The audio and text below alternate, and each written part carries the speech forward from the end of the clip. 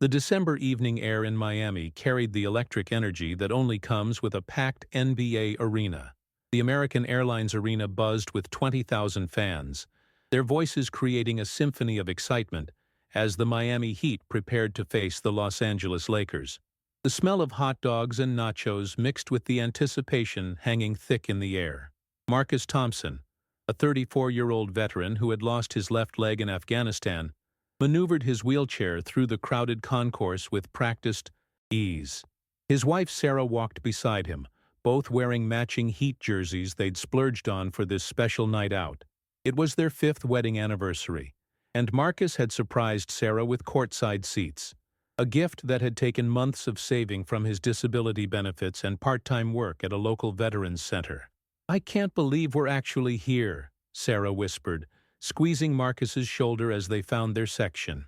The court gleamed under the bright lights, players warming up with casual precision that made impossible shots look effortless. Marcus's eyes lit up as he spotted a familiar towering figure near the Lakers bench. "Look, honey, that's Shaq. He's doing commentary for TNT tonight." Shaquille O'Neal stood courtside, his 7'1" frame unmistakable even in the sea of people. At 52, the former NBA legend still commanded attention wherever he went. As they settled into their seats, Marcus transferring from his wheelchair to the arena seat with the fluid motion of someone who'd done it thousands of times, the atmosphere around them shifted. 3 men in expensive suits, clearly having enjoyed too many beers during their corporate outing, took notice of Marcus's wheelchair folded beside their section. "Great," one of them muttered loud enough to be heard. "Looks like we got the charity case section tonight." The comment hung in the air like a storm cloud, but Marcus had learned long ago to let such ignorance roll off him. He focused instead on the pre-game ceremonies, the national anthem sung by a local choir that sent chills down his spine, the same song that had played every morning at the forward operating base where he'd served.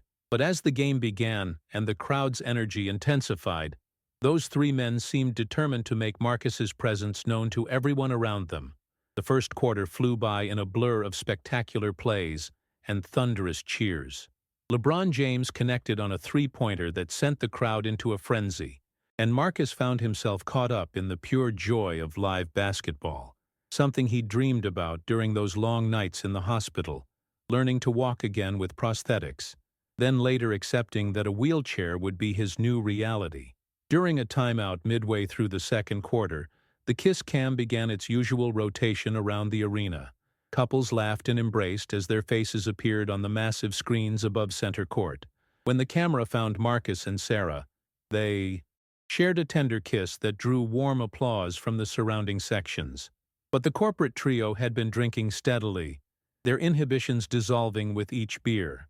The loudest of them, a red-faced man in his 40s with a Rolex that caught the arena lights, stood up during the next timeout. "Hey everyone, look at this," he shouted, pointing at Marcus. "We got ourselves a real inspiration here. Let's give him a hand for just showing up." The sarcasm in his voice was unmistakable. A few people around them shifted uncomfortably, unsure how to react. Sarah's face flushed with anger, but Marcus placed a calming hand on her arm. "It's okay," he whispered. "Let it go." But the man wasn't finished. As the third quarter began and the crowd's attention returned to the game, he continued his commentary. "Must be nice getting those special parking spots," he said loud enough for several rows to hear. "And I bet those tickets were probably freebies from some veteran charity, right?" His friends laughed nervously, one of them half-heartedly trying to quiet him down. But alcohol and cruelty had formed a toxic partnership, and the harassment escalated. During another timeout, as the arena's DJ pumped up the crowd, the man stood again. This time he began mimicking Marcus's movements, pretending to wheel himself around in an exaggerated, mocking fashion. "Look at me, I'm a hero," he called out, drawing the attention of more fans. "Where's my parade?" The section around them fell into an uncomfortable silence. Children stared wide-eyed while their parents quickly looked away. Sarah's hands trembled with rage, but Marcus remained stoic, his military training helping him maintain composure even as humiliation burned in his chest. That's when Shaquille O'Neal turned around. Shaq had been focused on analyzing the game's flow, discussing defensive rotations with his broadcast partner during the timeout. But the commotion in the stands, just 20 feet behind him, had gradually penetrated his concentration. At first he'd assumed it was typical fan enthusiasm, but as the mocking voice grew louder and the crowd's energy shifted from excitement to discomfort, something didn't sit right. During a commercial break, as the arena's entertainment crew prepared for a halftime show, Shaq excused himself from the broadcast table. His massive frame moved with surprising grace as he walked toward the section where Marcus sat. The drunk man was in the middle of another crude imitation when a shadow fell across him. He looked up to find Shaquille O'Neal standing directly in front of him, all 325 pounds and 7'1" of basketball legend blocking out the arena lights. "Excuse me," Shaq said, his voice carrying the authority of someone accustomed to commanding respect. The arena's ambient noise seemed to fade as people nearby realized what was happening. The drunk man's bravado evaporated instantly. Face to face with one of the most recognizable athletes in the world, he suddenly looked very small. "What you're doing isn't cool, man," Shaq continued, his tone measured but firm. "That's not what we're about here." But instead of addressing the harasser further, Shaq turned to Marcus. In one fluid motion, the basketball icon knelt down, a gesture that required considerable effort given his size, bringing himself to eye level with the veteran. "Sir, I want to apologize for what you've had to deal with tonight," Shaq said, his voice carrying across several rows of now silent spectators. "That's not who we are as fans, and it's not who we are as Americans." Marcus, stunned by the sudden turn of events, found his voice. "Thank you, Mr. O'Neal. Really, it's okay." "No, it's not okay," Shaq interrupted gently. "And please, call me Shaq." He extended his enormous hand, which Marcus shook firmly. "What's your name?" "Marcus Thompson. This is my wife, Sarah." Shaq turned to acknowledge Sarah with a respectful nod, before returning his attention to Marcus. "Marcus, I can tell by your bearing that you're military. Where did you serve?" "Afghanistan, sir. 82nd Airborne." The respect in Shaq's expression deepened. "Thank you for your service, brother. Truly." He paused, then made a decision that would be talked about for years to come. "Marcus, Sarah," Shaq said, standing to his full height, "I'd like to invite you both to be my personal guests for the rest of the game. There are some seats right behind our broadcast table where you'll have the best view in the house." The offer sent a ripple of excitement through the crowd. People began pulling out phones, sensing they were witnessing something special. But Shaq wasn't finished. He turned back to the three corporate executives who had been watching the interaction with growing mortification. The drunk man who had started it all looked like he wanted to disappear into his expensive seat. "Gentlemen," Shaq said, his voice now carrying an edge that every NBA player who'd ever faced him in the paint would recognize, "I think you need to understand something. This man served our country and sacrificed more than most of us will ever be asked to give. He's not here for your entertainment or your mockery. He's here because he loves basketball, just like you." The arena had grown remarkably quiet, thousands of people straining to hear every word. Even the players on the court had noticed the unusual scene unfolding in the stands.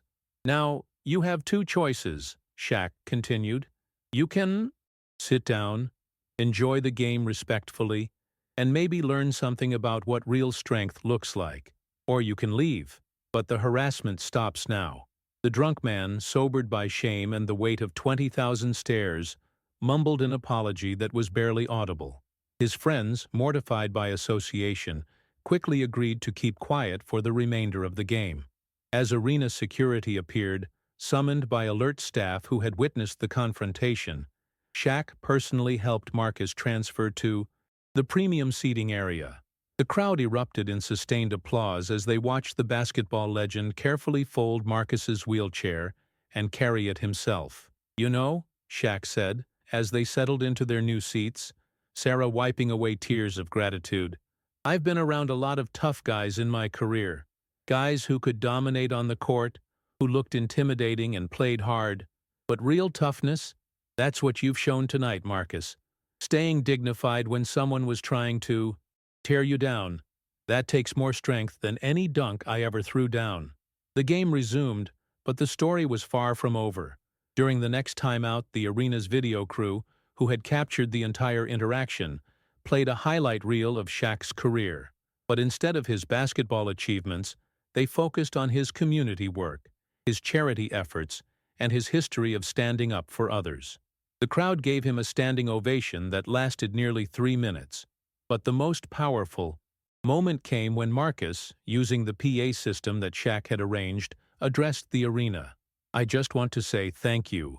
His voice echoed through the speakers, strong and clear. "Not just to Shaq, but to everyone here who understands that we're all in this together.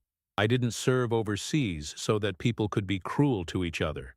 I served so that we could be better than that." The ovation that followed was deafening. Players from both teams applauded from the court. The three executives who had started the trouble sat in stunned silence, fully grasping the magnitude of their behavior. As the game wound down, the Heat winning in a thrilling finish, Shaq made one final gesture. He removed his own jacket, a custom piece worth several $1,000s, and draped it around Marcus's shoulders. "Real giants," he said, loud enough for the cameras to catch, "aren't measured by their height. They're measured by how they lift others up." The video of that night would go viral within hours, viewed millions of times around the world. But for Marcus and Sarah, driving home through the Miami night, the memory they'd carry forever wasn't of the spectacle or the attention. It was of the moment when one human being saw another's dignity under attack and refused to let it stand. "What a night," Sarah whispered as they pulled into their driveway. Marcus nodded, still wearing Shaq's jacket. "You know what the best part was? Not that he defended me, though that meant everything. It was that he treated me like a person first, like my wheelchair was just something I happened to be sitting in, not who I am." Inside their small house, filled with photos from Marcus's military service and their life together, they would replay the evening's events. But the story's real ending wasn't about celebrity intervention or viral videos.